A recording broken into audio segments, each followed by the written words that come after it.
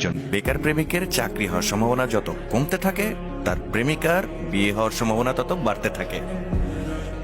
কবে যে তোমার একটা চাকরি হবে? কপালে যেদিন লেখা আছে সেদিন। তোমার কপালে আমি লেখা আছি তো?